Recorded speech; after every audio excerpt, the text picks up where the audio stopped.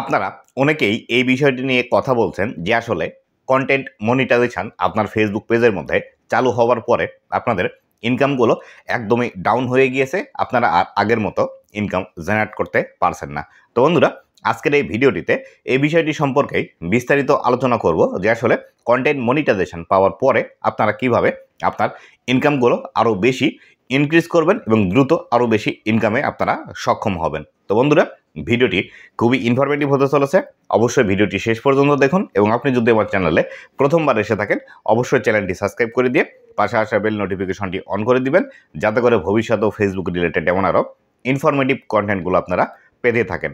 তো বন্ধুরা, content monetization যে স্ট্রাকচারে কাজ করে এই স্ট্রাকচারটি আপনাকে আগে ভালোভাবে জানতে হবে। যদি আপনি এই স্ট্রাকচারটি ভালোভাবে জানেন সেক্ষেত্রেই আপনি কন্টেন্ট মনিটাইজেশন থেকে দ্রুত ইনকাম বাড়াতে পারবেন এবং বেশি বেশি ইনকাম কিন্তু আপনি এখান থেকে করতে পারবেন।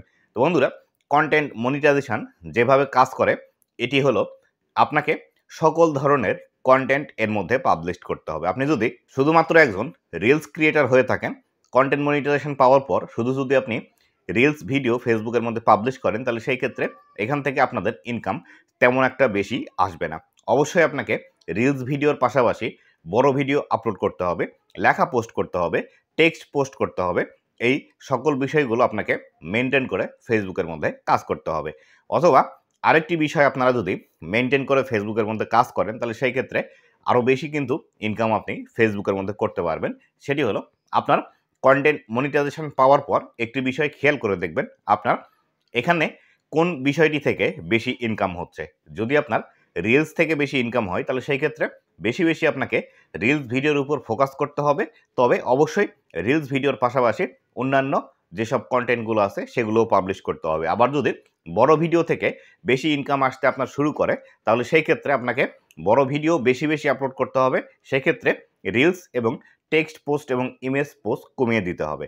আবার অনেক সময় যদি আপনার টেক্সট পোস্ট এবং ইমেজ পোস্ট থেকে ইনকাম বেশি আসে তাহলে সেই ক্ষেত্রে আপনাকে বড় ভিডিও এবং রিলস ভিডিও ফেসবুকের মধ্যে পোস্ট করা কমিয়ে দিতে হবে। এইভাবে কাজ করলে আপনার ইনকামগুলো দ্রুত বৃদ্ধি পাবে। আর অবশ্যই কন্টেন্ট মনিটাইজেশন থেকে ইনকাম বেশি করার জন্য আপনাকে ভিউজের পাশাপাশি অবশ্যই এঙ্গেজমেন্টের উপর ফোকাস করতে হবে। ভিউজ থেকে তেমন একটা ইনকাম এই কন্টেন্ট মনিটাইজেশনের মাধ্যমে দেয় না। এখানে বেশিরভাগ ইনকামগুলো আমাদেরকে দেয় কিন্তু এঙ্গেজমেন্টের উপর।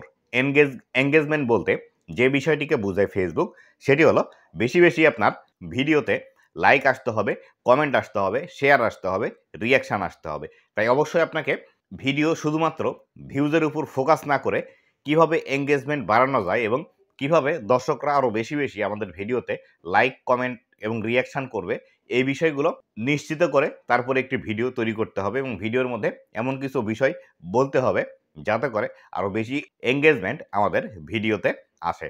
আর অবশ্যই কন্টেন্ট মনিটাইজেশন থাকলে আরেকটু বিষয় মাথায় রেখে কাজ করতে হবে। 15 সেকেন্ডের নিচের ভিডিও ফেসবুকে পাবলিশ করা যাবে না, তাহলে এখান থেকে আপনাদের ইনকাম আসবে না। আপনি যদি কন্টেন্ট মনিটাইজেশন থেকে ইনকাম করতে চান অবশ্যই আপনাকে 15 সেকেন্ডের উপরের ভিডিও ফেসবুকের মধ্যে পাবলিশ করতে হবে। এই বিষয়গুলো মেনটেন করে আপনি ফেসবুকের মধ্যে রেগুলার কাজ করুন। অবশ্যই আপনার কন্টেন্ট মনিটাইজেশন থেকে ইনকাম হবে এবং আপনার যদি কন্টেন্ট মনিটাইজেশন ফেসবুকের মধ্যে চালু না থাকে তাহলে সেই ক্ষেত্রে আপনিও দ্রুত কন্টেন্ট মনিটাইজেশন পাওয়ার জন্য যোগ্য হয়ে যাবেন। তো বন্ধুরা, এই ছিল আজকের ভিডিওটি কেমন লেগেছে অবশ্যই জানাবেন এবং ভবিষ্যতে ফেসবুক রিলেটেড এমন আরও ইনফরমেটিভ কন্টেন্টগুলো পাওয়ার জন্য অবশ্যই আমার ফেসবুক পেজ এবং ইউটিউব চ্যানেলের সাথেই থাকবেন। ধন্যবাদ সবাইকে।